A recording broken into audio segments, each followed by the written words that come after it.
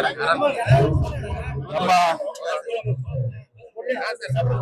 ಕರ್ನಾಟಕ ರಾಜ್ಯದ ಅತ್ಯಂತ ಒಬ್ಬ ಹಿರಿಯ ಜೀವಿಗಳು ಈ ದೇಶಕ್ಕೆ ಸ್ವಾತಂತ್ರ್ಯವನ್ನು ದೊರಕಿಸಲಿಕ್ಕೆ ಸ್ವಾತಂತ್ರ್ಯ ಹೋರಾಟದ ಚಳವಳಿಯಲ್ಲಿ ಭಾಗವಹಿಸಿದಂತ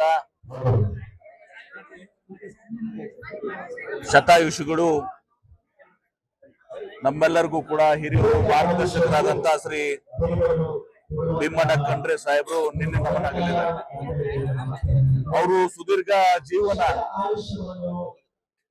ಇವತ್ತು ದೇಶದ ಸ್ವತಂತ್ರ ಚಳವಳಿಯಲ್ಲಿ ಹೈದರಾಬಾದ್ ಕರ್ನಾಟಕದ ಹೋರಾಟದಲ್ಲಿ, ಕರ್ನಾಟಕದ ಏಕೀಕರಣದ ಇದರಲ್ಲಿ ವಿಶೇಷವಾಗಿ ಹೈದರಾಬಾದ್ ಕರ್ನಾಟಕದ ಅಭಿವೃದ್ಧಿಗೆ ಹಾಗೂ ಅವರು ವೀರಶೈವ ಲಿಂಗಾಯತ ಮಹಾಸಭಾದ ಅಧ್ಯಕ್ಷರಾಗಿಯೂ ಕೂಡ ಸಮಾಜಕ್ಕೆ ಮಾರ್ಗದರ್ಶನ ಮಾಡುವಂತಹದ್ರಲ್ಲಿ ಮತ್ತು ಸಂಘಟನೆ ಮಾಡುವಲ್ಲಿ ಮಹತ್ವದ ಪಾತ್ರ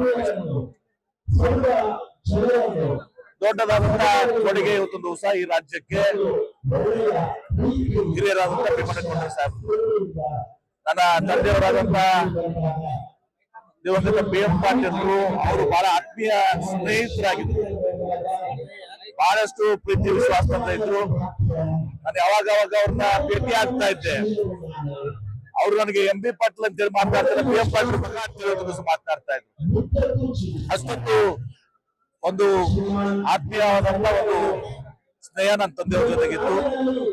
ಇವತ್ತು ಭೀಮಣ್ಣ ಖಂಡ್ರೆ ಸಾಹೇಬರು 4 ಬಾರಿ ಶಾಸಕರಾಗಿ, ಅವರು ಸಾರಿಗೆ ಸಚಿವರಾಗಿ ರಾಜಕೀಯದಲ್ಲಿ ಬಹಳ ದೊಡ್ಡ ಒಂದು ಕೊಡುಗೆಯನ್ನ ಕೊಟ್ಟಿದ್ದಾರೆ. ಈ ಭಾಗದ ಬೀದರ್ ಜಿಲ್ಲೆ ಮತ್ತು ವಿಶೇಷವಾಗಿ ಹೈದರಾಬಾದ್ ಕರ್ನಾಟಕದ ಅಭಿವೃದ್ಧಿಗೆ ತಮ್ಮನ್ನೇ ತಾವು ತೊಡಗಿಸಿಕೊಂಡು ಮತ್ತು ಶಿಕ್ಷಣ ಕ್ಷೇತ್ರದಲ್ಲೂ ಕೂಡ ಇವತ್ತು ಲಕ್ಷಾಂತರ ವಿದ್ಯಾರ್ಥಿಗಳಿಗೆ ಒಂದು ದಿವಸ ಅವರ ಭವಿಷ್ಯತ್ತ ನಿರ್ಮಾಣ ಮಾಡಲಿಕ್ಕೆ ಒಂದು ದಿವಸ ಸಹಾಯವನ್ನು ಒದಗಿಸಿದಂತವ್ರು. ಅಂತವರೊಬ್ಬ ಹಿರಿಯರನ್ನ ಒಂದು ಕರ್ನಾಟಕ ರಾಜ್ಯ ಕಳೆದುಕೊಂಡು ಒಂದು ದಿವಸ ನಾವು ಬಡವಾಗಿದ್ದೀವಿ. ಅವರು 102 ವರ್ಷ ಮುಂದಕ್ಕೆ ಶತಾಯುಷಿಗಳಾಗಿ ಇವತ್ತು ಲಿಂಗೈಕ್ಯರಾಗಿದ್ದಾರೆ. ಅವರ ಮಾರ್ಗದರ್ಶನದಲ್ಲಿ ಅವರ ಕುಟುಂಬ ವರ್ಗ, ವಿಶೇಷವಾಗಿ ಈಶ್ವರ್ ಖಂಡ್ರೆ ಅವರು ನನ್ನ ಸಹೋದ್ಯೋಗಿಗಳು ಸಚಿವರಾಗಿ ಮತ್ತು ಸಾಗರ್ ಖಂಡ್ರೆ ಅವರು ಸಂಸದರಾಗಿ ಅವರ ಹಾಕಿಕೊಟ್ಟದ ಮಾರ್ಗದಲ್ಲಿ ಮುನ್ನಡೆದು ಮತ್ತು ಅವರ ಒಂದು ಏನು ದೇವದೋಷಗಳಿತ್ತು, ಅವರ ಸಿದ್ಧಾಂತ ಏನಿತ್ತು, ಅವರ ಕಳಕಳಿ ಏನಿತ್ತು, ಆ ಕಳಕಳಿಯನ್ನು ಮುಂದುವರಿಸಿಕೊಂಡು ಹೋಗ್ತಾರಂತ ಸಂಪೂರ್ಣವಾದಂತ ವಿಶ್ವಾಸ ನಮ್ಮೆಲ್ಲರಿಗೂ ಕೂಡ ಇದೆ. ಇವತ್ತು ದೇವರು ಬಸವೇಶ್ವರ ಅವರ ಆತ್ಮಕ್ಕೆ ಚಿರಶಾಂತಿಯನ್ನ ನೀಡಲಿ.